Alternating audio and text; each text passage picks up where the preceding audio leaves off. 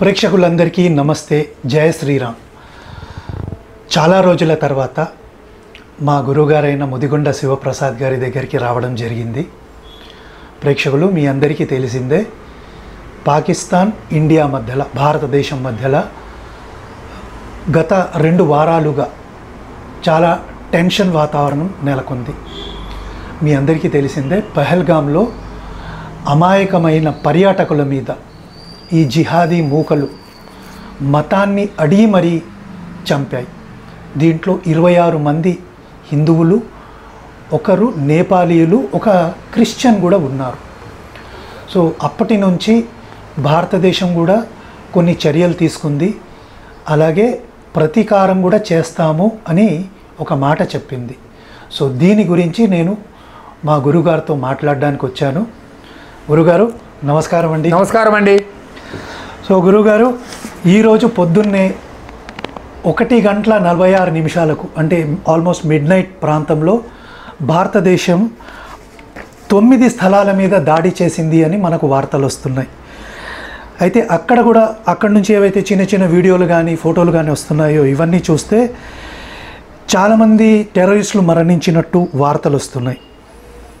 సరే, దీనికి వచ్చే ముందు మనం ఈ పాకిస్తాన్ ఇండియా మధ్యలో, భారతదేశం మధ్యలో ఏదైతే టెన్షన్ ఉందో దాని గురించి మాట్లాడదాం. అలాగే మన భారతదేశంలోనే ఉన్న కొందరు ద్రోహులు, వాళ్ళ గురించి మాట్లాడాలి. అలాగే కొన్ని పొలిటికల్ పార్టీలు ఉన్నాయి. ఈ పార్టీలు తమ పొలిటిక్స్ కోసం పాకిస్తాన్కి కూడా సపోర్ట్ చేయడము, లేకుంటే తీవ్రవాదులకు కూడా సపోర్ట్ చేయడం చేస్తున్నారు. సో ముందుగా అసలు మన దేశంలో ఈ ఇస్లామిక్ ఇన్వేషన్ ఎప్పటి నుంచి జరిగింది, దీని పర్యవసానమే మనం ఈరోజు అనుభవిస్తున్నామా? అందరికీ నమస్కారం. నా పేరు professor Mudigonda Sivaprasad, retired professor of Osmania university, Shivam road, Hyderabad, Telangana. Here is a message. ముందుగా ఈ పవిత్రమైన ధర్మ మార్గం ఛానల్ వీక్షిస్తూ ఉన్నటువంటి ప్రేక్షకులందరికీ కూడా హృదయపూర్వకమైనటువంటి ధన్యవాదాలు, అభినందన, వందన, నందన, చందనాలు. ఎందుకంటే ధర్మ మార్గం అనే ఛానలు ఎటువంటి లాభాపేక్ష కూడా లేకుండా ఒక పవిత్రమైనటువంటి ధర్మకార్యాన్ని చేస్తున్నది. ఇవాళ కాదు, సంవత్సరాల తరబడి చేస్తున్నది. ఆ సంగతి మీ అందరికీ కూడా తెలుసు.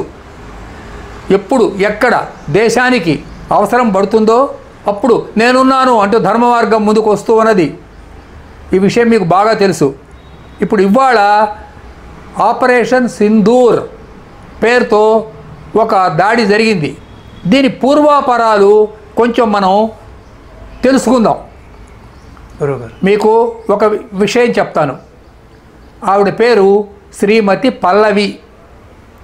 ఈ పల్లవి అన్న ఆవిడ, వీళ్ళ గ్రామం, స్వగ్రామం కర్ణాటకలోని శివమొగ్గ. ఈ శివమొగ్గనే ప్రస్తుతం షిమోగా అనే పేరుతో పిలుస్తూ ఉన్నారు. ఆవిడికి ఇటీవల అంటే ఏప్రిల్ 16వ తారీఖు నాడు మంజునాథ్ అనే ఆయనతో వివాహం జరిగింది. ఏప్రిల్ 16.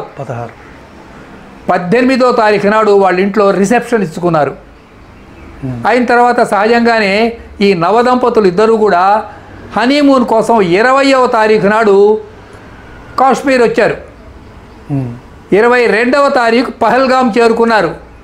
22వ తారీఖు మధ్యాహ్నం 3:30 గంటలకి ఈ మంజునాథుని ఉగ్రవాదులు పట్టుకున్నారు. లష్కర్ ఏ తోయిబా, వీళ్ళు పేరు మార్చుకున్నారు.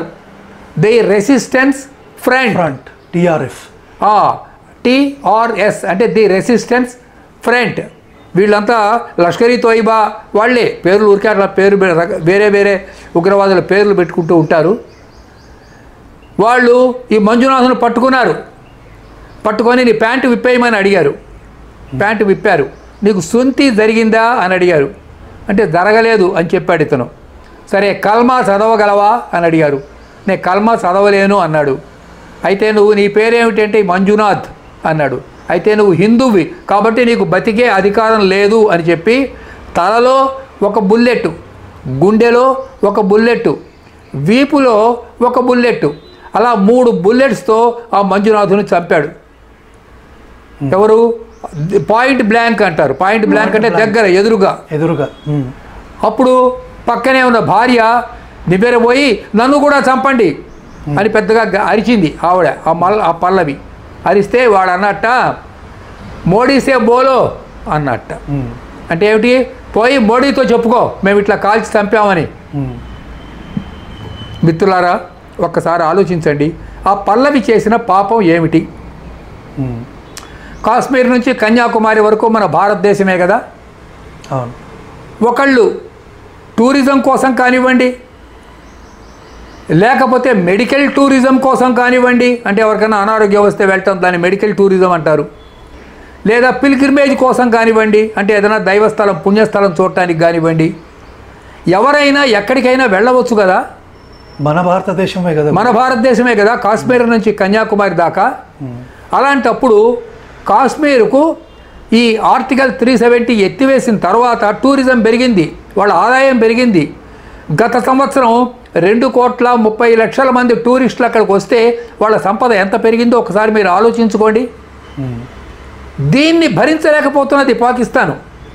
కాశ్మీర్లో వాళ్ళ ఆదాయం పెరగటం, వాళ్ళు సుఖజీవనం సాగించడం, ప్రజలందరూ అక్కడికే వచ్చి నేషనల్ ఇంటిగ్రేషన్ అంటే Kashmir is also a part of India అన్నటువంటి భావన భారతదేశానికి కలగటం పాకిస్తాన్కి ఇష్టం లేదు. అసలు పాకిస్తాన్ పుట్టిందే టెర్రరిజంలోంచి పుట్టింది, దాని అవతరణ టెర్రరిజంలోంచి.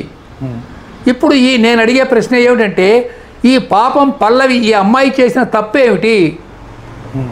కాశ్మీర్ అందాలు చూద్దాము అని షిమోగా నుంచి కాశ్మీర్కి వెళ్ళడమే ఒక పాపమా, లేక హిందువుగా పుట్టడమే ఒక శాపమా?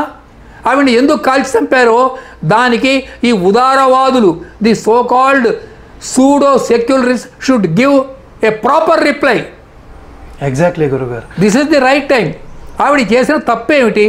కాశ్మీర్కు పోకూడదా? చెప్పండి గురుగారు. కాశ్మీర్కి పోయినా కూడా అక్కడ ఉన్న లోకల్స్కే కదా ఇన్కమ్ వచ్చేది, వాళ్ళ జీవనాధారం అంతా కూడా ఈ టూరిజం మీదే ఆధారపడి ఉంది. సరే, ఇప్పుడు మీరు ఒక మాట చెప్పారు గురుగారు, పల్లవి చేసిన తప్పేంటి అని. హిందువుగా పుట్టడమే తప్పు అని అనుకోవచ్చా గురుగారు? ఇంకొక అమ్మాయి పేరు చెప్తాను. ఆ అమ్మాయి పేరు కామాక్షమ్మ. వాళ్ళ నేటివ్ ప్లేస్ కావలి. ఈ కావలి నెల్లూరుకు దగ్గరలో ఉంది. నెల్లూరులో వాళ్ళకి ఏదో చిన్న షాపు కూడా ఉంది. వాళ్ళు చేసిన తప్పేమిటి?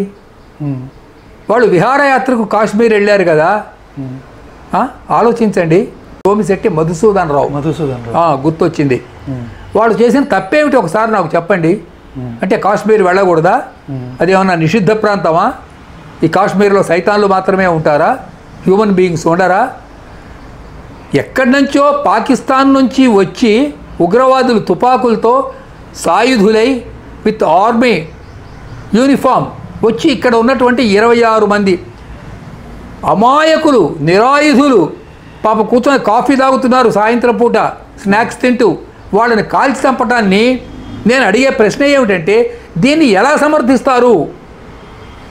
చైనా ఇవాళ పాకిస్తాన్కు హెల్ప్ చేస్తాను అని వస్తున్నది. అసలు వీళ్ళు మనుషులేనా అని ఇప్పుడు నేను అడుగుతున్నాను. Are they human beings? ఎంతసేపు రాజకీయాలైనా మీకు ఇంకొక ఆలోచనే లేదా? ఇండియాను దెబ్బ కొడితే, ఇండియాను బ్లీడ్ చేస్తే, తద్వారా ఇండియాలోని ఎకానమీ బాగా దెబ్బతింటే, ఇండియా డీస్టెబిలైజ్ చేయబడితే the China market can flourish. ఇదే కదా క్యాలిక్యులేషను. ఇదేనా కమ్యూనిజం అంటే? అంటే ఇండియాను నాశనం చేయటం, చైనాను ఒక ఇంటర్నేషనల్ మార్కెట్గా డెవలప్ చేసి ఇండియాను వాటికి ఒక కాలనీగా, అంటే కలోనియల్ ఇంపీరియల్ ఒక పవర్గా భారతదేశాన్ని చైనాకు ఒక వలస రాజ్యంగా మార్చటం, దీని పేరు కమ్యూనిజం అని అంటారా? ఒకసారి ఆలోచించండి మిత్రులారా. ఈ దుర్మార్గం కోసమేనా కార్ల్ మార్క్స్ క్యాపిటల్ అనే పుస్తకాన్ని రాసింది, దస్ క్యాపిటల్? మరి ఎట్లా డైరెక్ట్గా ఓపెన్గా how they are supporting Pakistan. The point number 2, అసలు పాకిస్తాన్ పుట్టడమే ఒక దుర్మార్గంలోంచి పుట్టింది. ఇండియాని విడదీసి, మీకు తెలియని ఒక సంఘటన చెప్తాను, ఇప్పుడే చెప్తా ఆ సంఘటన. 1947వ సంవత్సరం లాహోర్ నుంచి ఒక రైలు, ఈ తరం వాళ్ళకి ఎవరికి తెలియదు, ఎందుకంటే 47కు చాలామంది ఇప్పుడు ఈ వీడియో చూస్తున్న వాళ్ళు పుట్టి ఉండరు. నేను 1940లో పుట్టాను కాబట్టి నాకు 1942లో ఏం జరిగింది, 47లో ఏం జరిగింది, ఆ తర్వాత ఏం జరిగిందో కూడా నాకు బాగా తెలుసు. ఒక రైలు 50 బోగీలు, రైలుకు డబ్బాలు ఉంటాయి కదండి, goods రైలుకి 50 బోగీలతో డబ్బాలతో from Lahore to New Delhi ఒక ట్రైన్ వచ్చింది. ఏ train from Pakistan, written by Khushwant Singh. It's an authentic information, you can read that book also. ఆ 50 డబ్బాల నిండా, అంటే 50 రైలు పెట్టెలు, గూడ్స్ రైలు పెట్టెలు, బోగీల నిండా హిందువుల తలకాయలు ఉన్నాయి. All 50 bogies are filled with Hindus heads. అంటే ఎన్ని లక్షల మందిని చంపి ఆ రైల్ని లాహోర్ నుంచి ఇండియాకు పంపారో చెప్పండి. ఇండియాకు స్వాతంత్రం వచ్చింది, గాంధీ గారు రక్తం బిందువు కూడా చెందకుండా అహింసా మార్గంలో స్వాతంత్రం సంపాదించారు అని మన వాళ్ళు హిస్టరీ చెప్తూ ఉంటారు. గాంధీ గారు గొప్పవాడే, మళ్ళీ నేను నమస్కారం పెడుతున్నాను 1-2 సార్లు. కానీ ఏ రక్తము చిందించకుండానే మనకు స్వాతంత్రం వచ్చిందా? అసలు the very origin of Pakistan is on terrorism and hatred, complete hatred. ఆ హేట్రెడ్ తోడైనా గురుగారు ఇప్పుడు మతం అడిగి మరీ చంపారు. వాళ్ళకి ఒకటే, ఎవడైనా విగ్రహారాధులు కనపడితే అతన్ని కాల్చి చంపండి. This is point number 1. అతని కాఫీర్ అంటారు. కాఫీర్ అంటే నాన్ బిలీవర్. ఎవడైనా నాన్ బిలీవర్ కనుక ఉన్నట్లయితే, అతన్ని కనుక చంపినట్లయితే ఏమీ తప్పు లేదు. ఇది వాళ్ళకు బోధిస్తున్నది, వాళ్ళ మతం వాళ్ళకు బోధిస్తున్నది ఇది. ఈ కారణం చేత ఇన్నేళ్లుగా జరుగుతూ ఉన్నది. ఆ విషయం మళ్ళీ తర్వాత మనం డిస్కస్ చేద్దాం. ఇప్పుడు ఈ కాశ్మీర్లోకి ప్రవేశించినటువంటి ఉగ్రవాదులు ఎవరైతే ఉన్నారో వీళ్లకు 2 రకాలుగా సపోర్ట్ లభిస్తున్నది. ఒకటి, కాశ్మీర్లోనే వాళ్ళకి సపోర్ట్ లభిస్తున్నది. The local people, without the support of local people they can't organise such a gigantic task. Exactly. స్థానికుల యొక్క సహాయ సహకారం లేకుండా, సుహృద్భావాలు లేకుండా వాడు ఎక్కడో బయట నుంచి వచ్చాట, అక్కడ రెక్కీ చేసేట. రెక్కీ అంటే రోజుల ముందు రెక్కీ కూడా చేశాను. రెక్కీ చేశారు, ఎలా కాల్చి చంపాలి, ఎన్నింటికి చంపాలి. అసలు వాళ్ళు 20వ తేదీ ముహూర్తం పెట్టుకున్నారట. ఆ రోజు పెద్ద వర్షం వచ్చింది. వర్షం వచ్చేసరికల్లా టూరిస్టులు ఎక్కువ మంది రాలే, అందుకని 22 ముహూర్తం పెట్టుకున్నారు. 22 వచ్చి అక్కడ కూర్చున్నాడు. బాగా జనం ఎక్కువ మంది జమ అయ్యే వరకు వెయిట్ చేశాడు. ఒక 100 మంది జమ అయ్యే వరకు వెయిట్ చేసి అక్కడి నుంచి వాళ్ళు కాల్పులు మొదలుపెట్టారు. అందులో 26 మంది ప్రాణాలు కోల్పోయారు, ఇంకా చాలామంది దెబ్బలు తిని హాస్పిటల్స్ పాలయ్యారు. ఇదంతా కూడా 22వ తారీఖున జరిగింది. This is not for the first time and this is not for the last time also in our world history. The entire history is like this. ఇప్పుడు నేను అడగదలుచుకుంది ఏమిటంటే, whether it is Russia, whether it is France, whether it is America, Spain or Britain, you are also sufferers of terrorism in one day or the other. నిన్ననో మొన్ననో ఎప్పుడో ఒక రోజున, take for example the 2002, I remember very well, 2002 అమెరికాలో అంటే న్యూయార్క్లో పెద్ద building, 105 అంతస్తుల building, Empire State Empire building, మొత్తం బిన్ లాడెన్ యొక్క టెర్రరిజంకు ఆ బిల్డింగ్ అంతా కుప్పకూలిపోయింది. అప్పుడు బుష్ వాళ్ళకి ప్రెసిడెంట్గా ఉన్నాడు. టెర్రరిజం అంటే ఏమిటో మీకు అప్పుడు బాగా తెలిసింది. టెర్రరిజం యొక్క ఆ రుచి మీకు అప్పుడు అనుభవం అయింది, ఎంత భయంకరంగా ఉంటుందో. కానీ ఇండియాకు ఇది 1000 ఏళ్లుగా అనుభవంలో ఉంది. We are experiencing the terrorism since 1000 years. ఎప్పుడైతే ఇస్లామిక్ ఇన్వేషన్లు మొదలయ్యాయో అప్పటి నుంచి ఇది మనకు అనుభవంలో ఉంది. కాబట్టి అయ్యో ఏదో జరగకూడదు జరిగిపోయిందే కాశ్మీర్లో. 26 మంది అమాయకులైన టూరిస్టు పాపం కాఫీ తాగుతూ స్నాక్స్ తింటుంటే దగ్గరకు వచ్చి కాల్చి చంపేశారే అంటే చంపుతారు. That is their nature, that is their principle, that is their Semitic religion.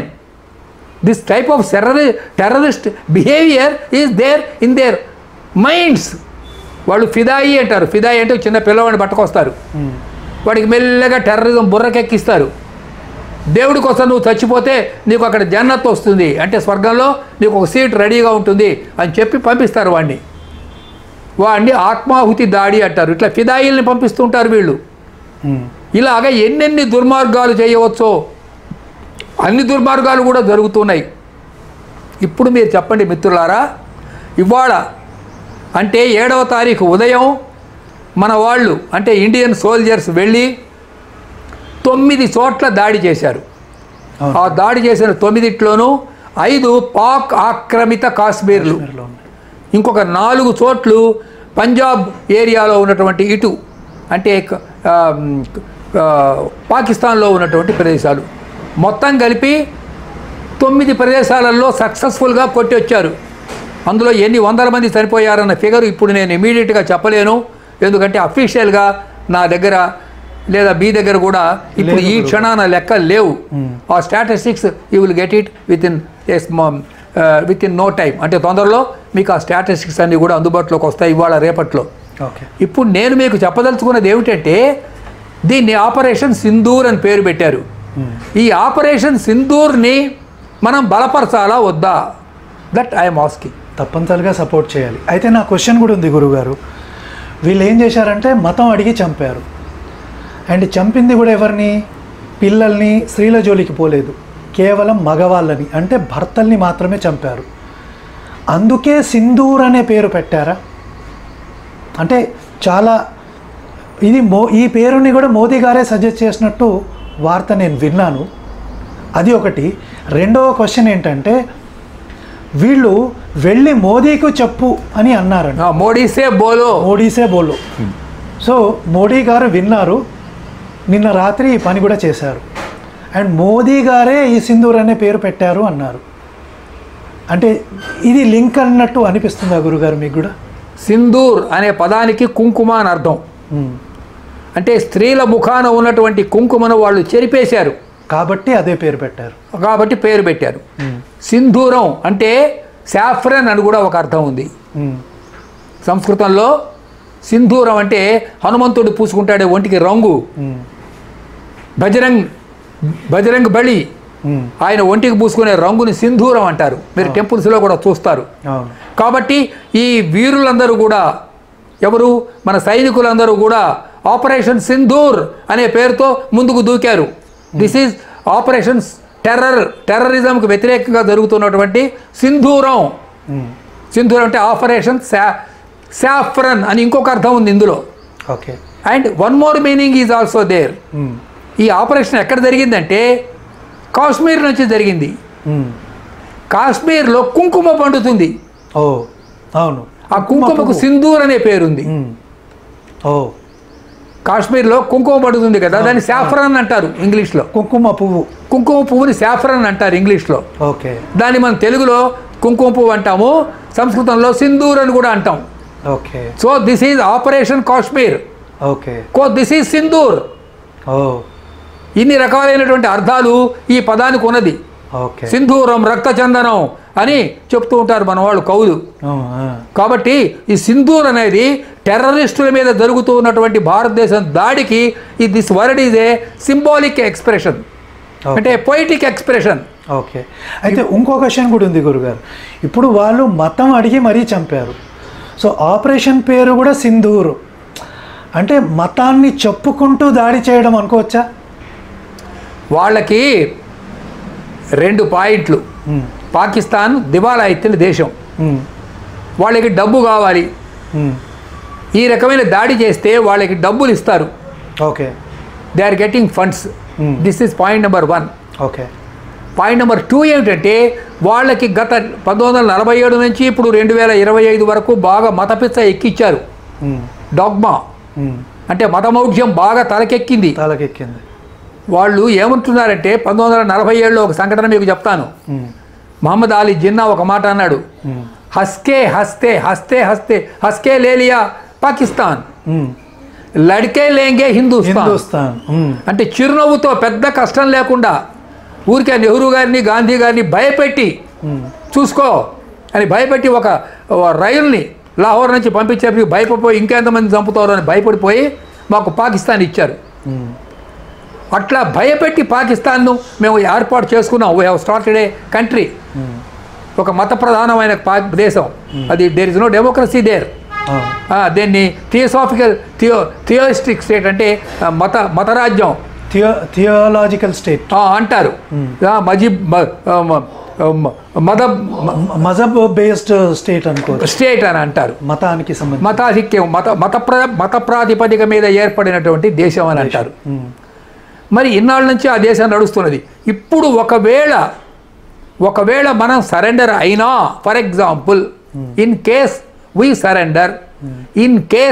We surrender the present Kashmir, అంటే ఆక్యుపైడ్ కాశ్మీర్తో పాటు ప్రజెంట్ కాశ్మీర్ని పాకిస్తాన్కి ఇచ్చినా వాళ్ళ యుద్ధం ఆపరు. ఎందుకంటే గజ్వాయి ఏం చెయ్యాలి, వాళ్ళ లక్ష్యం ఏమిటంటే మొత్తం ఇండియాను పాకిస్తాన్లో కలుపుకోవాలి. భూమి మీద హిందూ అనే పేరు కలిగినటువంటి వ్యక్తి ఒక వెంకటేశ్వర స్వామినో లేకపోతే ఒక కేదార్నాథులో ఒక దేవుణ్ణో లేకపోతే ద్వారకాలో ఒక శ్రీకృష్ణుడినో పూజించేటటువంటి వ్యక్తులు భారతదేశంలో ఉండకూడదు. హిందువులే కాదు కదా గురుగారు, క్రిస్టియన్స్ కూడా శత్రువులే, యూదులు కూడా శత్రువులే వీళ్ళకి. అంటే ఇంకా జాగ్రత్తగా ఆలోచిస్తే అక్కడ సున్నీలకు మళ్ళీ షియాలు వాళ్ళకి పడదు, సున్నీలకు షియాలు పడదు, మళ్ళీ వాళ్లకు మళ్ళీ సూఫీలతో పడదు. సరే, ఈ పడకపోవడం ఇది ఇంటర్నల్గా అలా తీసి ఉంచినట్లయితే హిందూ అనేవాడు వాళ్ళు ఒక సామెత ఉంది వాళ్ళ ఉర్దూలో, పాము కానీ షియా కానీ కనపడితే ముందు షియాను చంపండిరా అన్నాడు. అంటే అంత ద్వేషం షియాలంటే వాళ్ళకి, ఎవరికి సున్నీలకి. This Aurangzeb is Sunni, that's why he killed both Shias as well as Hindus. ఇప్పుడు వీళ్ళకి ఏమిటంటే కావాల్సింది కేవలము ఈ భూమి మీద ముస్లిమ్స్ మాత్రమే జీవించాలి, అది కూడా సున్నీలే జీవించాలి, అది కూడా పాకిస్తాన్ వాళ్ళే జీవించాలి. టర్కీ ఇప్పుడు ఒక టర్కీ మాత్రమే ప్రస్తుతానికి పాకిస్తాన్కి మద్దతునిస్తున్నది అని మనకు పత్రికల్లో వార్తలు వస్తున్నాయి, ఇంక్లూడింగ్ సౌదీ అరేబియా.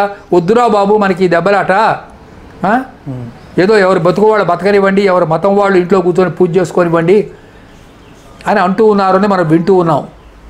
కాబట్టి ఈ యుద్ధము కేవలం కాశ్మీర్ కోసం వచ్చింది కాదు డాక్టర్ గారు. అవును గురుగారు, కాశ్మీర్ ఇచ్చినా వాళ్ళు యుద్ధం చేయడం మానరు. మొత్తం భారతదేశం నశించిపోయే వరకు వాళ్ళ యొక్క మైండ్ సెట్ గమనించండి. నేను 1947 యుద్ధాలు చూశాను. I have seen with my own eyes what happened 47 and I have seen what happened in 62. అప్పుడు ఇక్కడే హైదరాబాద్ చిక్కడపల్లిలో ఉండేవాడిని. 62లో చైనా వార్ వచ్చింది. ఆ చైనా వార్లో మన దురదృష్టం ఏమిటంటే ఇక్కడున్న కమ్యూనిస్టులందరూ చైనాను బహిరంగంగా మద్దతు ఇచ్చారు, ఓపెన్లీ. వాళ్ళు ఇన్వైట్ చేశారు, చైనా మావో సెట్టింగ్ వచ్చి ఇండియాను ఆక్యుపై చేసుకో. ఏమిటండి సిగ్గులేని మనుషులు ఈ జాతలో. అంతేకాదు గురుగారు, నేను ఇంకో వార్త కూడా విన్నాను, అసలు భారతదేశమే తప్పు చేసింది అని కూడా ప్రచారం చేశారు. అవును, మాకినేని బసవపున్నయ్య అని అతను నాకు బాగా గుర్తుంది. 1962 సెప్టెంబర్లో విజయవాడలో మీటింగ్ పెట్టాడు బసవపున్నయ్య. పెట్టి భారతదేశం మీద చైనా దండయాత్ర చేసిన దుష్ప్రచారాలు చేస్తున్నారు, this is a fake news, అబద్ధం, ఇది జుమ్లా. అసలు వాస్తవం ఏమిటంటే ఇండియాయే వెళ్ళి చైనా మీద దండయాత్ర చేసింది అని ఓపెన్గా స్టేట్మెంట్ ఇచ్చాడు. నేను ప్రత్యక్షంగా విన్నాను కాబట్టి మీకు ఇవాళ చెప్తున్నాను, అథెంటిక్గా చెప్తూ ఉన్నాను. ఓకే, ఇది చరిత్రలో జరిగిన సంఘటనలు ఇవి. ఇవాళ చరిత్రను మీరు మార్చేస్తారా? ఇంత దుర్మార్గం ఎందుకు జరుగుతున్నది? వామపక్ష ఉగ్రవాదం ఇవాళకి కూడా ఇండియా నాశనం చేద్దాం అనుకుంటుంటే what our state governments are doing, okay, what our central government is doing. కాబట్టి ఇది ఆకస్మికంగా యాదృచ్ఛికంగా ఏదో జరిగిన ఒక సంఘటనని భ్రమించకండి. Okay, it is a calculated, it is a pre planned, it is a purposeful according to their plan strike. Okay, అంటే ఏమిటనమాట, అక్కడ ఆ హిందువులు అనేవాళ్ళు పిల్గ్రిమ్స్ మీద ఈ దాడి చేయటం అన్నది వాళ్ళ రక్తంలో ఒక భాగం అయిపోయింది. కాబట్టి దీనికి మనం ఏమి ఆశ్చర్యపడవలసిన అవసరం లేదు. ఇప్పుడు నేను రికార్డు చేస్తున్నాను, ఈ రికార్డు మీరు వినే సమయానికి పాకిస్తాన్ ఏం చేస్తుందో నాకైతే తెలియదు ఇవాళ. కానీ నేను ఊహించడం ఏమిటంటే పాకిస్తాన్ అనేది ఒక దుర్మార్గమైన దేశం, వాళ్ళకు మానవత్వం లేదు. బ్రెయిన్ అకల్ అంటారు, అకల్ అంటే బ్రెయిన్, బ్రెయిన్లెస్ కంట్రీ. వాళ్ళు ఇండియా మీద ఎంతకైనా తెగబడతారు. అప్పుడే అన్నాడు ముషారఫ్, మేము న్యూక్లియర్ బాంబు వేస్తే ఒకసారి పీడ వదిలిపోతుంది న్యూఢిల్లీ అన్నాడు. అన్నాడు ముషారఫ్. అవును. అటువంటి పరమ కిరాతకమైన దేశం, ఏ బార్బారిక్, ఏ సావేజ్ నేషన్. సో గురువుగారు, చైనా పాకిస్తాన్కి సపోర్ట్ చేస్తుంది, టర్కీ కొన్ని ఆయుధాల్ని పాకిస్తాన్కి ఇచ్చింది అని ఒక వార్త వచ్చింది. ఈ మధ్యలో పాకిస్తాన్ పొలిటీషియన్స్ మలేషియా కూడా వెళ్ళి అక్కడున్న వాళ్ళ దగ్గర సపోర్ట్ అడుగుతున్నట్టు వార్తలు వస్తున్నాయి. ఇవన్నీ సాధారణంగా జరిగేవే, ఎవరైనా అర్థం చేసుకోగలిగినవే. మన దేశంలో ఒక రాష్ట్రానికి చీఫ్ మినిస్టర్గా ఉన్న ఒక వ్యక్తి పాకిస్తాన్ మీద యుద్ధం చేయకూడదని అంటాడు. ఒక వ్యక్తి అంటే పర్టికులర్గా కాంగ్రెస్ పార్టీకి సంబంధించిన లీడర్ ఒక ఆయన రఫేల్ చిన్న బొమ్మల్ని అంటే ఒక యుద్ధ విమానాలని ఆట బొమ్మల్ని దానికి నిమ్మకాయలు కట్టేసి మన భారతదేశాన్ని వెటకారం చేస్తూ ఉంటాడు. మన దేశంలో ఉండే ఒక పొలిటీషియను పాకిస్తాన్కి వెళ్ళి అక్కడ ఐఎస్ఐతో లేకుంటే మీడియాలో కూర్చొని మీరు హెల్ప్ చేస్తే మనం మోదీని తీసేయొచ్చు అని చెప్తాడు. ఇదంతా భారతదేశం మీద ప్రేమ అనాలా గురుగారు, లేకుంటే భారతదేశం మీదనే ఒక రకమైన ద్వేషమని అడగాల? అందరికీ నమస్కారం. నా పేరు professor Mudigonda Sivaprasad, retired professor of Osmania university, Shivam road, Hyderabad, Telangana. Here is a message. ముందుగా ఈ పరమ పవిత్రమైనటువంటి ధర్మ మార్గం ఛానల్ వీక్షిస్తున్నటువంటి వీక్షకులందరికీ కూడా నా హృదయపూర్వకమైనటువంటి ధన్యవాదాలను సమర్పించుకుంటూ ఉన్నాను. దీన్ని ఎటువంటి ప్రతిఫలాపేక్ష లేకుండా ఎన్నో శ్రమలకు ఓర్చి చాలా కష్టపడి డాక్టర్ భాస్కర్ రాజు గారు నిర్వహిస్తూ ఉన్నారు. దీనికి మీ అందరి సహాయ సహకార సుహృద్భావాలు అవసరం. ఇవాళ ఒక లేటెస్ట్ టాపిక్తో మీ ముందుకు నేను వస్తూ ఉన్నాను. ఆ టాపిక్ ఏమిటంటే ఇంటర్నల్ ప్రెషర్స్, అంటే అంతర్గతమైనటువంటి ఒత్తిడులు.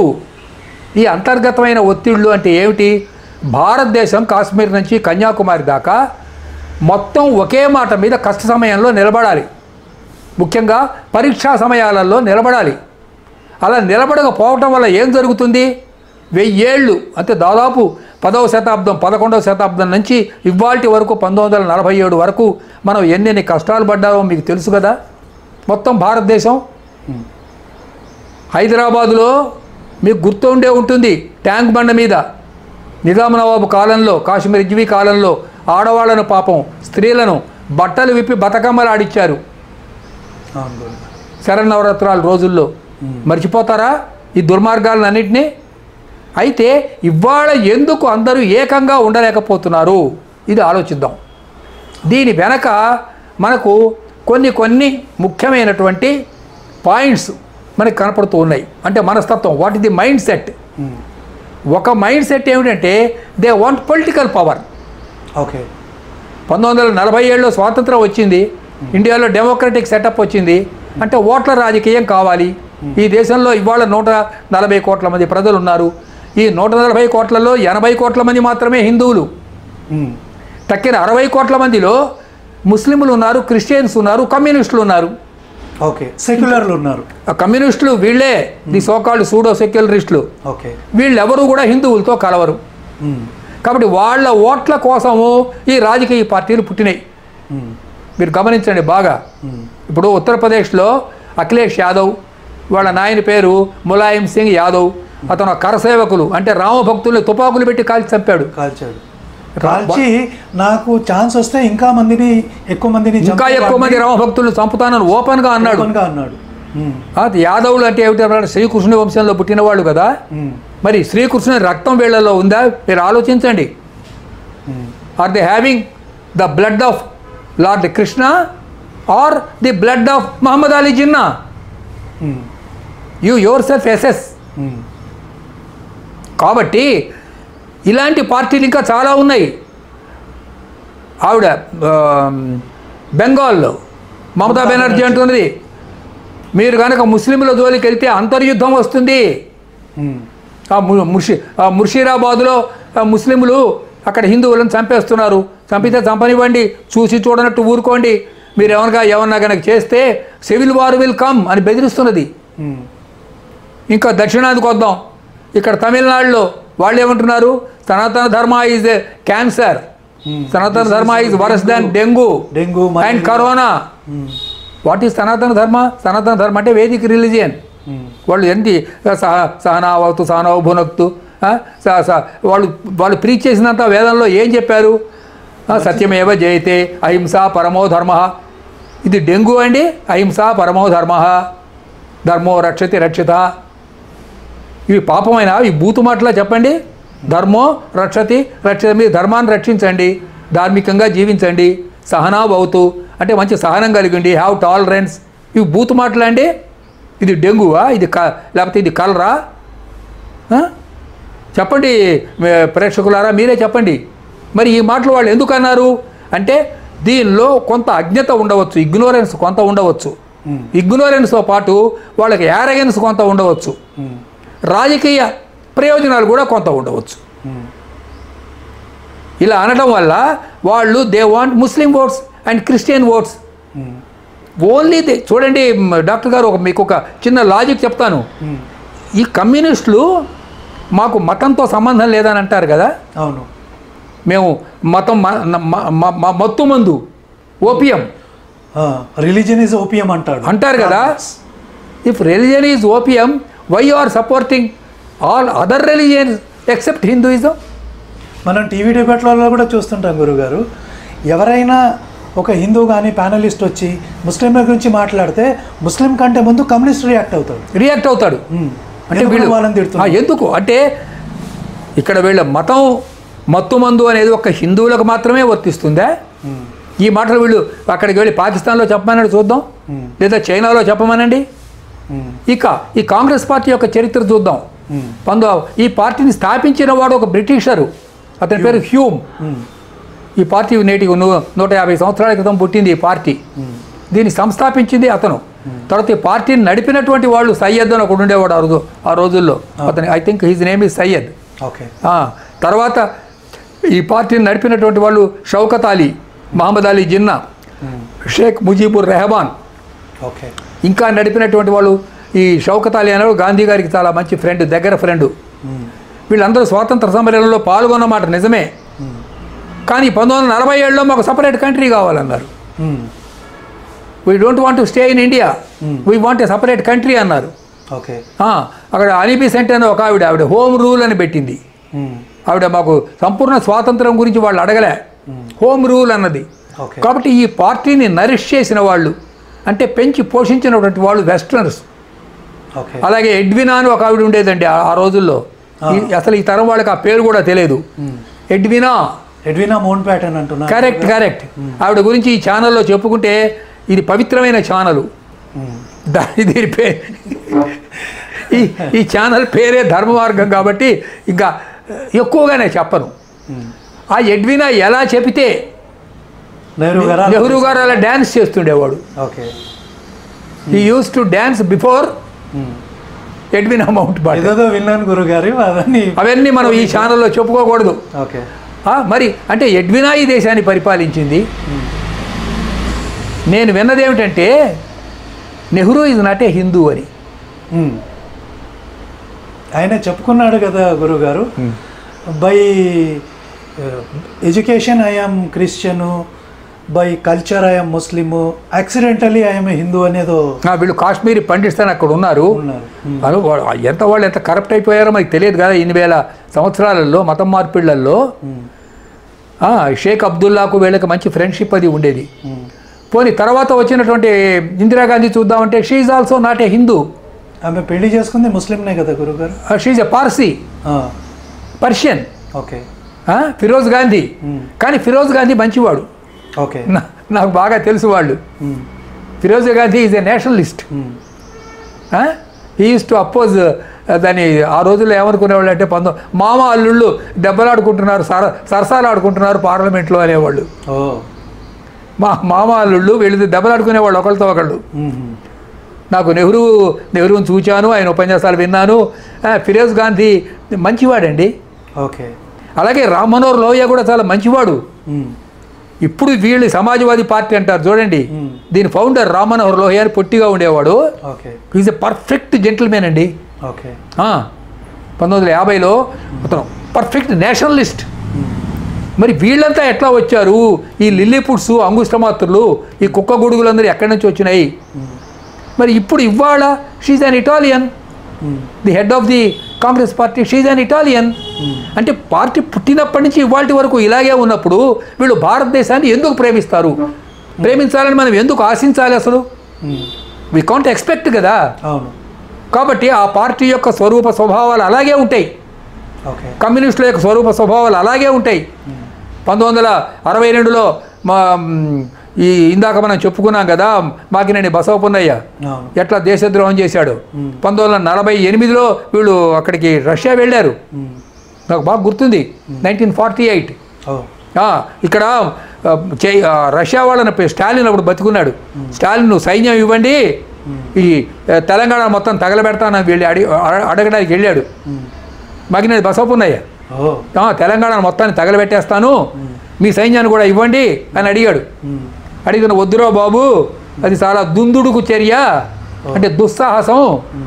తెలంగాణలో ఇంకా విప్లవానికి అనుకూలమైన వాతావరణం లేదు, మీకున్న బలం ఎక్కడుంది గట్టిగా? ఒకే జిల్లా, దట్ ఈజ్ నల్గొండ. ఒక నల్గొండ జిల్లాలో ఉన్న బలాన్ని చూసుకొని మీరు మొత్తం తెలంగాణను కబ్జా చేద్దామని అనుకుంటున్నారా? అది జరిగే పని కాదు, దానివల్ల మీరు చాలా హెవీగా నష్టపోతారు అని డిస్కరేజ్ చేసి పంపించాడు స్టాలిన్. ఈ సంగతి తెలియదు హిస్టరీలో ఏం జరిగిందో ఇవాళ. అంటే వాళ్ళకి బలం వస్తే మన భారతదేశాన్ని కూడా తాకట్టు పెడతారు. మొత్తం ఇప్పుడు జరుగుతున్నది అదే కదా సార్ డాక్టర్ గారు. They want to sabotage the country, they want to destabilize the country and sell out this country to China. This is our internal politics. Now they want to bleed the nation from different sides. ఈ దేశాన్ని different ప్లేసెస్లో different పీసెస్గా ఈ దేశాన్ని నరకాలని వాళ్ళు ఇదే పని చేస్తున్నారు. యానర్కీ అంటారు.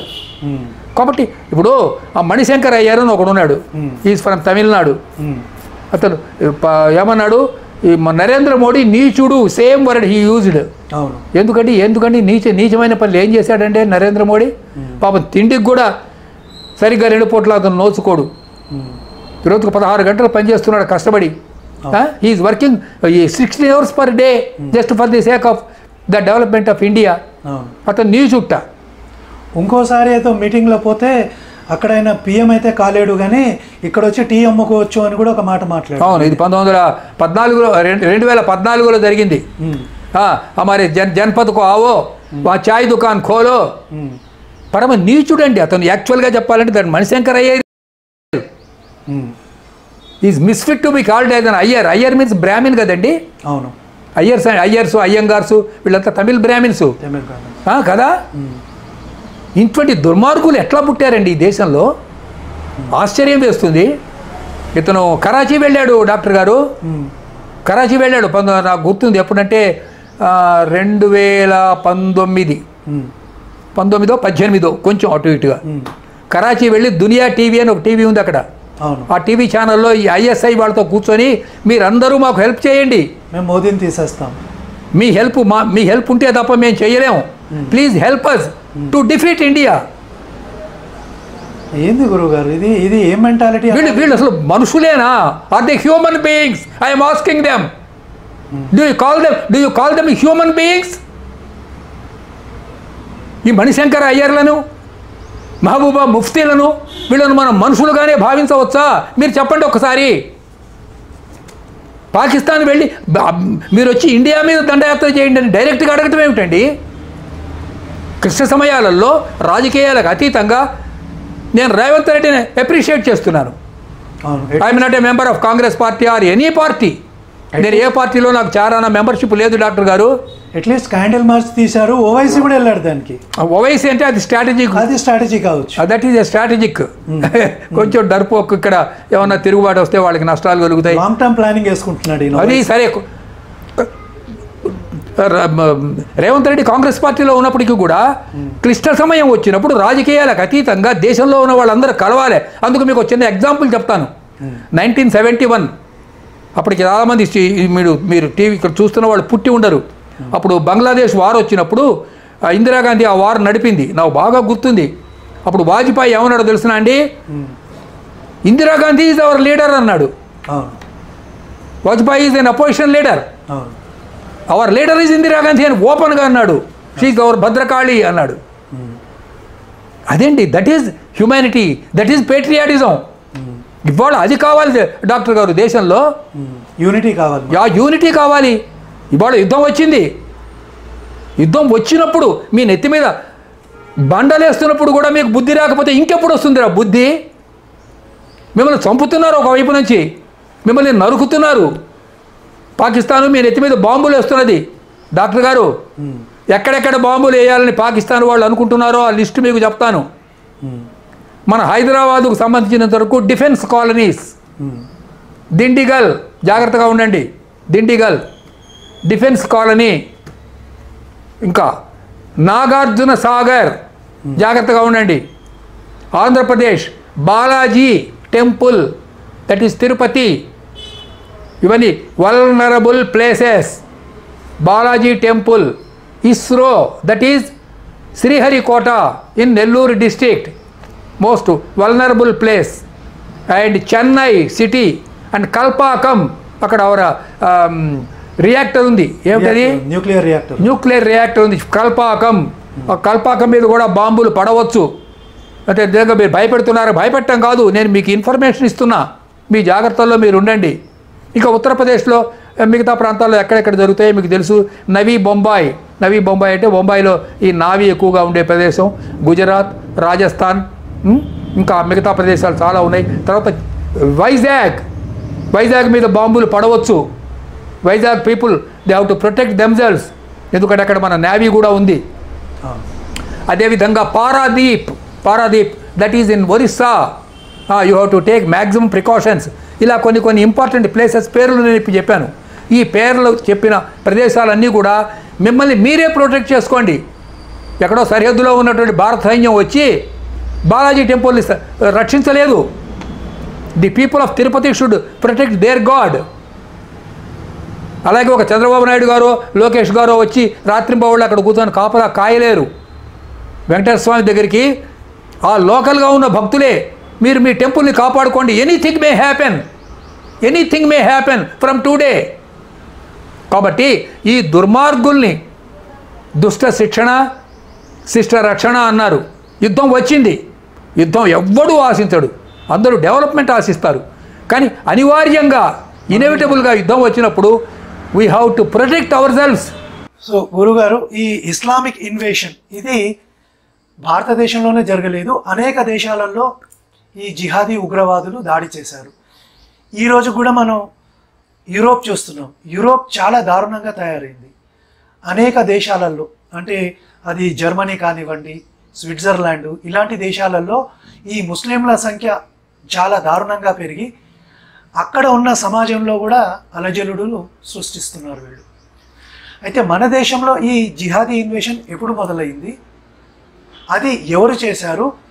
చాలామంది చెప్పేది ఏంటంటే ఈ ఇన్వేషన్ జరిగింది కానీ మన రాజులు ఎవరు పోరాడలేరు, వాళ్ళు భయపడ్డారు అని చెప్తారు. కానీ నేను చదువుకున్న చరిత్ర ఏంటంటే మన రాజులు అంటే చాలా బలంగా పోరాడారు.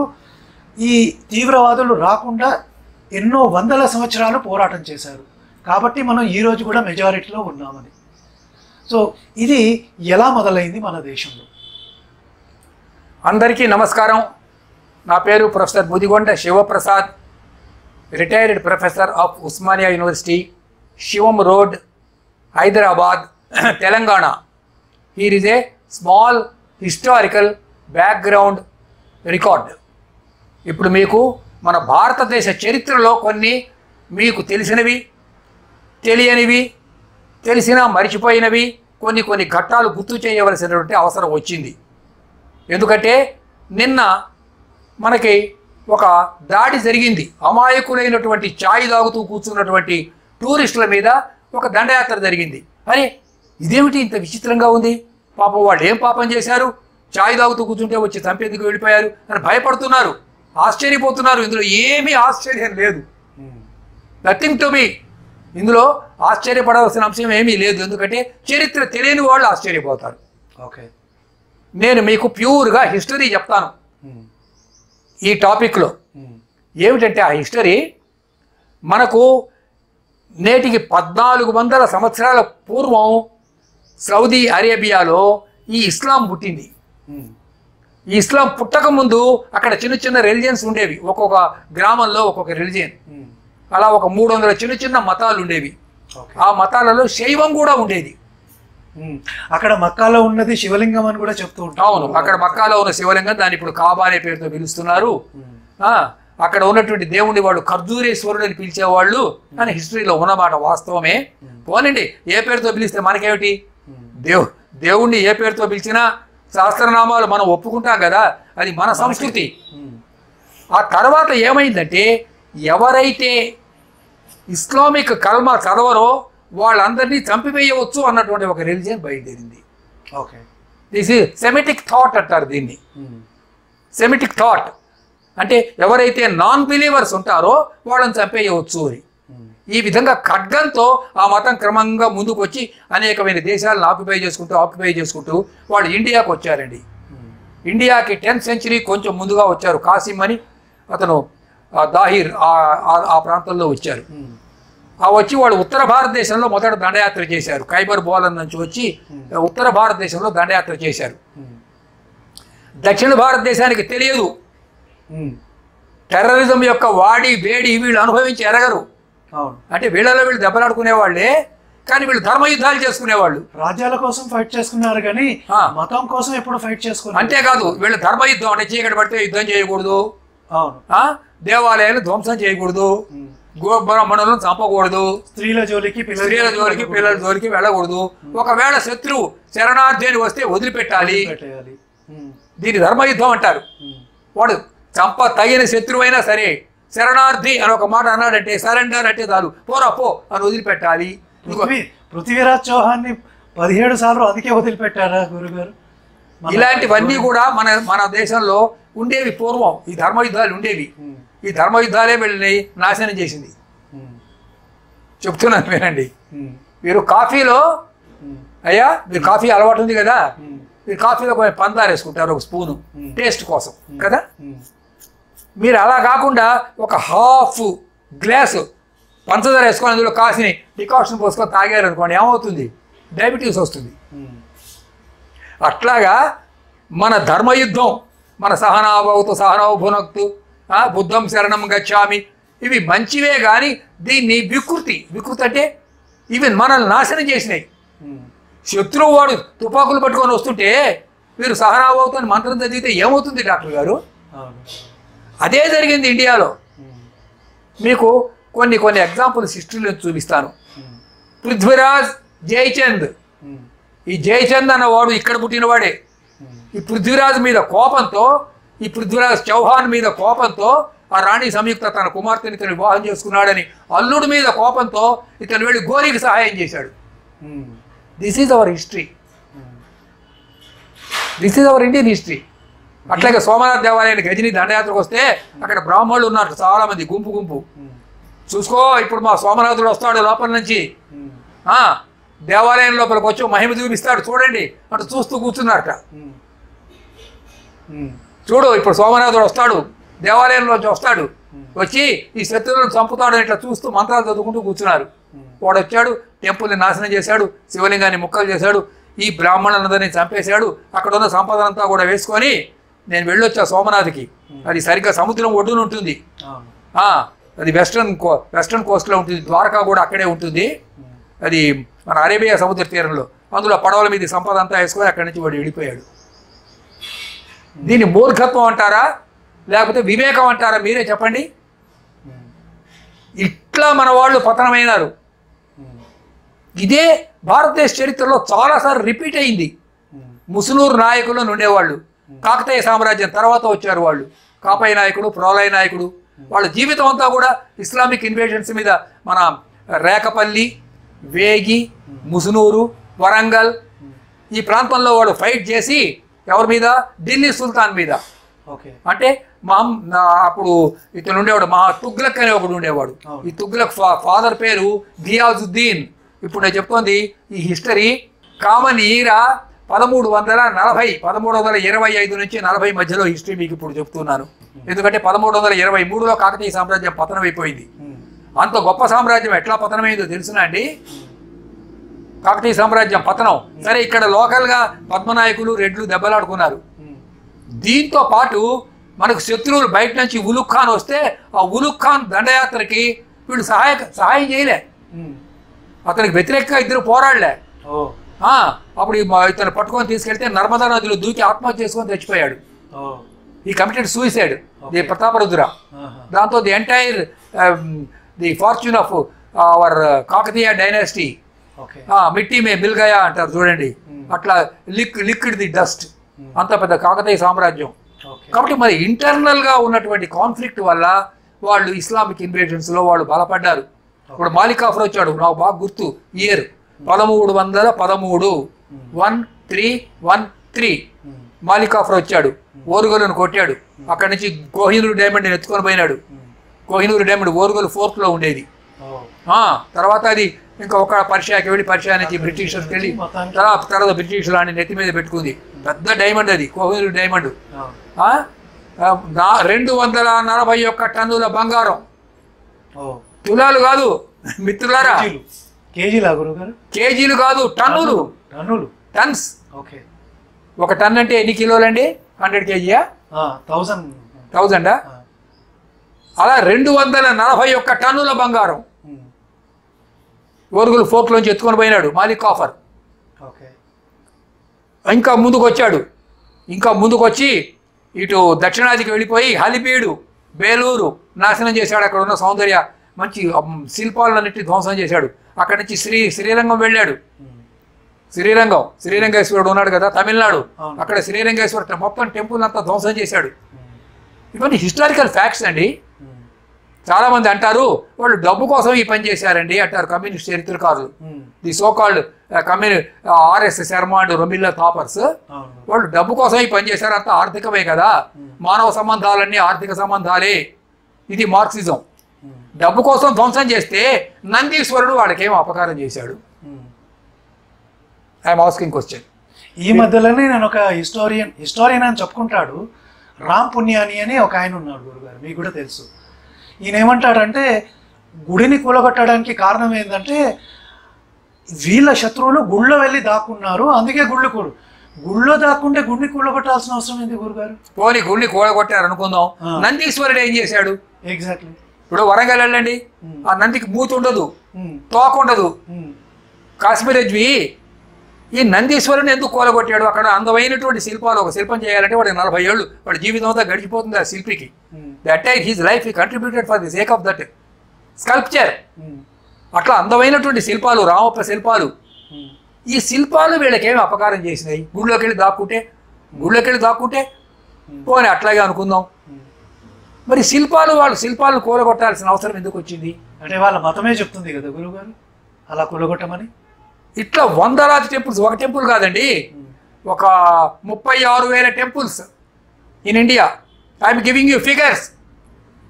36,000 Hindu temples were destroyed and devastated by these jihadi terrorists. 36,000 temples, including Kashi, including Mathura, including Ujjayan, and including Dwarka and Somanath. All temples, including Sharada Mata temple in Kashmir, that was installed by Adi Shankaracharya. కాశ్మీర్లో ఆదిశంకరాచార్య కట్టిన ఆనాటి దేవాలయం, ప్రాచీనమైన శారదామాత మందిరం మొత్తం నేలమట్టం అయిపోయింది. ఎందుకు ఈ పని చేశారు? This is history. ఔరంగజేబు ఎన్ని టెంపుల్స్ నాశనం చేశాడు మీకు తెలుసు కదా. ఇక్కడికి వచ్చాడు, హైదరాబాద్కి వచ్చి ఇక్కడ టెంపుల్స్ నాశనం చేశాడు ఔరంగజేబు. చాలా మందికి తెలియదు. ఔరంగజేబు ఇక్కడికి వచ్చి అబుల్ హసన్ తానాషా అతన్ని చావుకొట్టి వెళ్ళిపోయాడు. అవును, అదెట్లా సార్? ఇతను ముస్లిమే కదా. ముస్లిమే కాదు, ఇతను షియా, అతను సున్ని. సో వాళ్ళకు పడదు. కొట్టిపోయినాడు. అక్కన్న మాదాన్ని వీళ్ళని చంపేశారు వాళ్ళు. అప్పుడే అబుల్ హసన్ తానుషా తన్ని వెళ్ళిపోయాడు ఔరంగజేబు. ఔరంగజేబు ఎన్ని టెంపుల్స్ ధ్వంసం చేశాడండి. ఇదంతా కూడా నాకు గుర్తున్నంత వరకు 1640 1660 ప్రాంతంలో జరిగితే ఆ తర్వాత అహల్యాబాయి హోల్కార్ వచ్చి ఆ టెంపుల్స్ మళ్ళీ అన్నింటినీ నిర్మాణం చేశారండి. రెనోవేట్ చేసింది. హిస్టరీలో ఈ హిస్టరీని మీరు ఎట్లా మారుస్తారండి? చెప్పకుండా దాచిపెడతారా పుస్తకాలన్నీ? అయితే గురువుగారు ఒక క్వశ్చన్ వేయాలి. ఇప్పుడు మతం పేరిటనే ఇన్ని గుళ్ళు కూలగొట్టి, ఇన్ని దేవాలయాలు కూలగొట్టి, దాని పక్కనే మసీదు కట్టుకున్నా ఇది మతానికి సంబంధం లేదు, అతను ఒక రాజు అని చెప్తారు. ఇప్పుడు ఔరంగజేబ్ గురించి అలాగే చెప్తారు, బాబర్ గురించి కూడా అలాగే చెప్తారు. వీటిని ఎలా అర్థం చేసుకోవాలి? ఒక రాజు అయితే పరిపాలించాలి ప్రజల్ని ప్రేమతో. రాజు అయితే ప్రజల్ని ప్రేమతో పరిపాలించాలి. ప్రజలను చంపి బాంచం దొరని కాలు మొక్కుతా అని వాళ్ళ చేత ఊడిగం చేయించుకుంటూ వాళ్ళను బానిసలుగా మార్చి వాళ్ళు ఆరాధించే దేవత కట్టమ్మ ఐసమ్మ కావచ్చు, అంకమ్మ కావచ్చు, పోలేరమ్మ కావచ్చు, ముత్యాలమ్మ కావచ్చు, ఆ దేవాలయాలు ధ్వంసం చేయాల్సిన అవసరం ఈ వేళకి ఎందుకు వచ్చింది? ఇది కదా ఇక్కడ ప్రశ్న. అవును. ఇప్పుడు ఒక విషయం చెప్తాను చూడండి, స్పష్టంగా చెప్తున్నాను. మీ కాలనీలో ఒక 1000 మంది ఉన్నారనుకోండి. ఆ 1000 మందిలో మెజారిటీ హిందువులు కనుక ఉంటే, మెజారిటీ హిందువులు, Muslims can live peacefully, Christians can live peacefully, and communists can live peacefully, and they can preach their communism. కానీ హిందువులు కనుక మైనారిటీలోకి వెళ్ళిపోతే వాళ్ళు బతకలేరు. వాళ్ళను ఈ 3 వర్గాలు అంటే కమ్యూనిస్టులు, క్రిస్టియన్స్, ముస్లిమ్స్ బతకనివ్వరు. నేను అనుభవంతో చెప్తున్న మాట చెప్తున్నాను చూడండి. ఇది దిస్ ఈజ్ హిస్టరీ. హిందువులు మెజారిటీలో ఉన్నంత వరకే మిగతా వాళ్ళందరూ సుఖంగా ఉంటారు. ఏ ప్రాంతంలో హిందూ మైనారిటీస్ అయిపోతారో, అది ముర్షిదాబాద్ కలకత్తా దగ్గర, బెంగాల్లో, మల్లాపురం, కేరళ, కాశ్మీర్ ఏమైంది? This is practical experience. మన కళ్ళ ముందు చూస్తున్నాం కదా, ఇంకా మీరు హిస్టరీని దాచిపెడతారా? కాబట్టి ఛత్రపతి శివాజీ గొప్పవాడు కాదు అనేవాడు ఇవాడు పుట్టాడండి. ఛత్రపతి శివాజీ గొప్పవాడు కాదు, ఔరంగజేబ్ గొప్పవాడు, చాలా సత్పురుషుడు అని. ఇద్దరిని ఒకటే ఘాట్న కట్టేస్తున్నారు. గొప్పవాట ఒకే ఘాట కాదు, ఇతను చిట్టెలుక అంటే గొరిల్లా వార్ఫేర్ చేసి కొండల్లో దాక్కున్న చిట్టెలుక. ఈవెన్ నెహ్రూ గారు కూడా శివాజీ గారిని ఏదో టెర్రరిస్ట్ అన్నట్టు చెప్తాడు. మరి ఇతనేమో ఈ ఔరంగజేబు చాలా మంచివాడు, బుద్ధిమంతుట. బాబర్ కూడా చాలా మంచివాడు. బాబర్ ఇంకా మంచివాడు. ఏది అయోధ్యలో ఆ రామాలయాన్ని నేలమట్టం చేశాడే, ఈ బాబరు చాలా బుద్ధిమంతుడు, సత్పురుషుడు అన్నట్టు, చాలా సత్పురుషుడు ఈ బాబరు. ఆ రాణా సంఘాన్ని చంపాడు, రాణా సంగ్రామసింహుని చంపి మొత్తం ఆక్యుపై చేసుకున్నాడు కదా. మరి ఇది హిస్టరీ తెలియదా మీకు? తెలియనట్లు నటిస్తున్నారా? ఔరంగజేబు నిజంగా సత్పురుషుడే అయితే నేను 2-3 ప్రశ్నలు వేస్తాను. తన తండ్రిని షాజహాన్ని చచ్చే వరకు మంచినీళ్ళు కూడా ఇవ్వకుండా జైల్లో పెట్టాడు, ఆగ్రా జైల్లో. ఇది నిజమా అబద్ధమా? నిజం గురువు. తన సోదరుడు దారాషికో సొంత సోదరుడిని నరికి చంపేశాడు. అతని కూతుర్ని ఒకతను ప్రేమించాడు, అతని కూతుర్ని.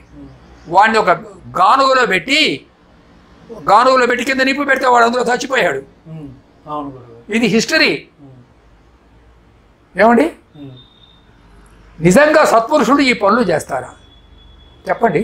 అంటే ఒక పద్ధతి ప్రకారం మన చరిత్రనంతా కూడా దాచేసి ఎవరైతే విలన్లు ఉన్నారో వాళ్ళ విలన్లందరినీ హీరోని చేయడము, ఎవరైతే మనకు ఆదర్శంగా ఉండాలో వాళ్ళని మాత్రం విలన్ని చేశారు గురువుగారు. ఇలా ఎందుకు జరిగింది? ఇలా చేస్తే వాళ్ళకు వచ్చే లాభం ఏమిటి? ఎగ్జాక్ట్లీ గురువుగారు. What benefit they are deriving out of this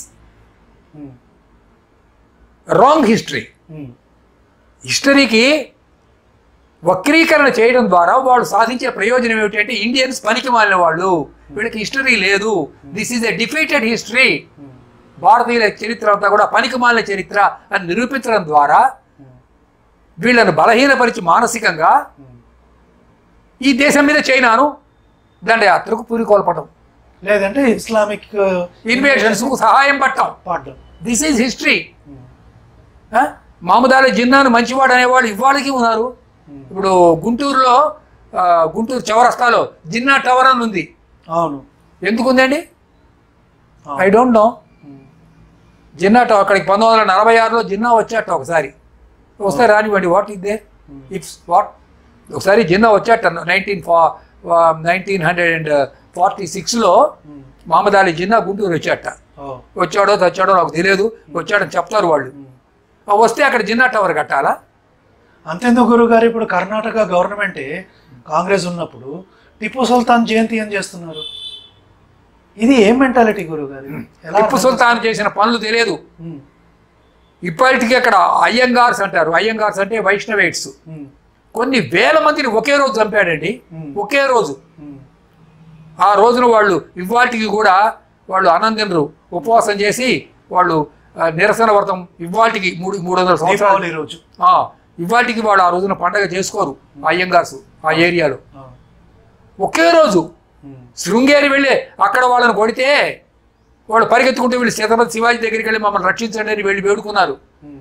ఈ హిస్టరీ తెలియదా? దాచిపెట్టారా? ఎందుకు ఇంత దుర్మార్గం ఇవాళకి జరుగుతున్నది? ఒక్కసారి చరిత్ర చదవండి, వాస్తవ చరిత్ర చదవండి, అబద్ధాలేం చదవక్కర్లేదు. చరిత్రలో ఏముందో అది సరిగ్గా చెప్పండి. అక్కడ పుల్వామాలో దాడి జరిగింది, అమ్మో దాడి జరిగింది, ఆశ్చర్యంగా ఉంది. ఊరిలో దాడి జరిగింది, ఇంకా ఆశ్చర్యంగా ఉంది. పహలాంలో దాడి జరిగింది, అమర్నాథ్ వెళ్ళే టూరిస్టుల మీద, అమర్నాథ్ వెళ్ళే యాత్రికుల మీద దాడి జరిగింది. ఎందుకు జరిగింది దాడి? విచిత్రంగా ఉంది. ఇందులో ఏమీ విచిత్రం లేదు మిత్రులారా, ఏమీ ఆశ్చర్యపడవలసిన అవసరం లేదు. This is history. ఇది 1000 ఏళ్ల చరిత్ర.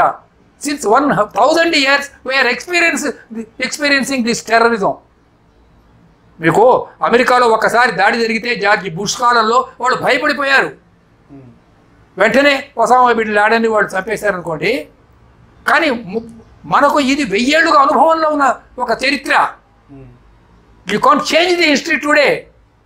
ఇప్పుడు మీరు చెప్పండి, పాకిస్తాన్ని మనం దగ్గరగా బుద్ధగించి సంకలో పెట్టుకొని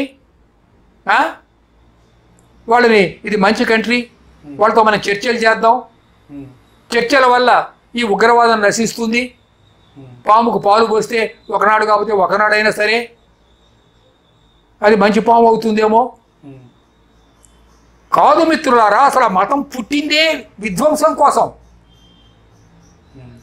మీరు మామిడి టెంక నాటితే మామిడి చెట్టు మొలుస్తుంది, వేప కింద నాటితే వేప చెట్టు మొలుస్తుంది. వేప కింద నాటి మామిడి చెట్టు కావాలనుకునేవాడు మూర్ఖుడు అయి ఉండాలి, పిచ్చివాడు అయి ఉండాలి. పాముకి ఎన్ని పాలు తాగిచ్చినా అది కాటేస్తుంది కదా. This is our history. ఒక్కసారి పహల్గామ్లో ఎవరో ఒక అమ్మాయి చచ్చిపోయింది, ఆ మసూదరావు గారు భార్య చచ్చిపోయింది, లేకపోతే ఆ సోమ్ ద్వివేది కాన్పూర్ వాడు పాపం చచ్చిపోయినాడు. ఇందులో ఆశ్చర్యం ఏముంది? పాకిస్తాన్ నుంచి 50 బోగీలతో హిందువుల తలలతో, అంటే ఎన్ని లక్షల తలలో మీరు ఊహించుకోండి. ఒక రైలు లాహోర్ నుంచి ఇండియాకు వచ్చింది 1947లో. ఎంత రక్తపాతం, ఎంత విధ్వంసం, ఎంత అమానుషం, ఎంత అరాజకం. ఇంకా మీకు బుద్ధి రాలేదా? ఇంకా తన్నులు తింటూనే ఉంటారా? అయితే ఇంకా ఎంతకాలం? ఇంకా యూనిటీ రాదా మీకు? రాజకీయ లబ్ధి కోసం దేశాన్ని ఇంకా బలహీనపరుస్తూనే ఉంటారా? హిస్టరీని చదవండి ఒకసారి, వాస్తవమైన హిస్టరీ ఏమిటో తెలుసుకోండి. నమస్కారం.